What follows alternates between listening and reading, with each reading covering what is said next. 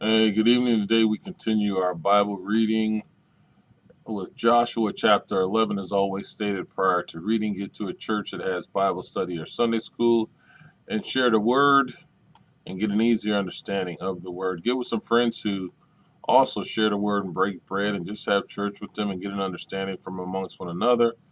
Get you a Bible that you can understand. There are numerous versions: King James, NIV, Amplified. But most importantly, above all, call upon the Lord. Ask Him to give you understanding and wisdom, and if you knock at His door, He will open it and answer you. Amen. Joshua chapter 11 reads as follows.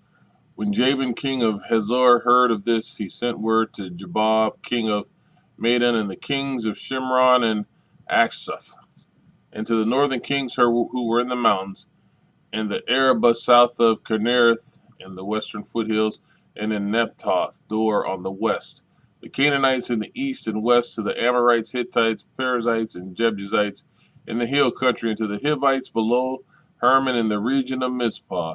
They came out with all their troops and a large number of horses and chariots, a huge army, as numerous as the sand on the seashore. All these kings joined forces and made camp together at the waters of Merom to fight against Israel.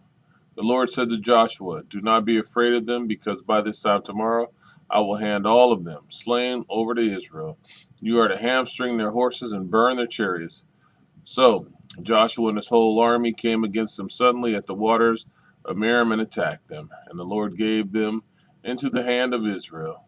They defeated them and pursued them all the way to Greater Sidon, the Mizproth Maim, and to the valley of Mizpah on the east, until no survivors were left. Joshua did to them as the Lord had directed. He hamstrung their horses and burned their chariots. At that time Joshua turned back and captured Hazar and put its king to the sword.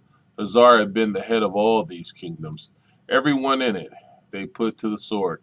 They totally destroyed them, not sparing anyone that breathed, and he burned Hazor itself. Joshua took all these royal cities and their kings and put them to the sword. He totally destroyed them, as Moses, the servant of the Lord, had commanded. Yet Israel did not burn any of the cities built on their mounds, except Hazor, which Joshua burned. The Israelites carried off for themselves all the plunder and livestock of these cities, but all the people they put to the sword until they completely destroyed them, not sparing anyone that breathed. As the Lord commanded his servant Moses, so Moses commanded Joshua, and Joshua did it. He left nothing undone of all the Lord commanded Moses. So Joshua took this entire land, the hill country, all the Negev, the whole region of Goshen, the western foothills, the Arabah, and the mountains of Israel with their foothills, from Mount Halak, which rises towards Seir, to Baal Gad in the valley of Lebanon below Mount Hermon. He captured all their kings and put them to death.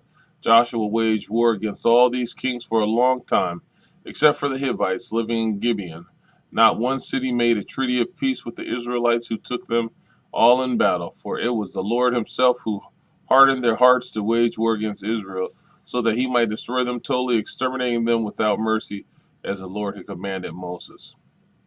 At that time, Joshua went and destroyed the Anakites from the hill country, from Hebron, Debir, and Anab, from all the hill country of Judah, and from all the hill country of Israel.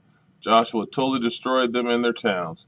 No Anakites were left in Israelite territory, only in Gaza, Gath, and Ashdod did any survive. So Joshua took the entire land as the Lord had directed Moses, and he gave it as an inheritance to Israel according to their tribal divisions. Then the land had rest from war. Joshua chapter 12. These are the kings of the land whom the Israelites had defeated, and whose territory they took over east of the Jordan, from Arnon Gorge to Mount Hermon, including the eastern side of Arabah.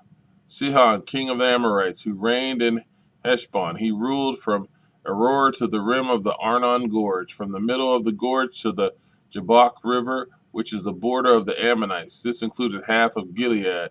He also ruled over the eastern Arabah, from the Sea of Galilee to the Sea of Arabah, that is the Dead Sea, to Beth Jehezmeth, and then southward below the slopes of Pisgah.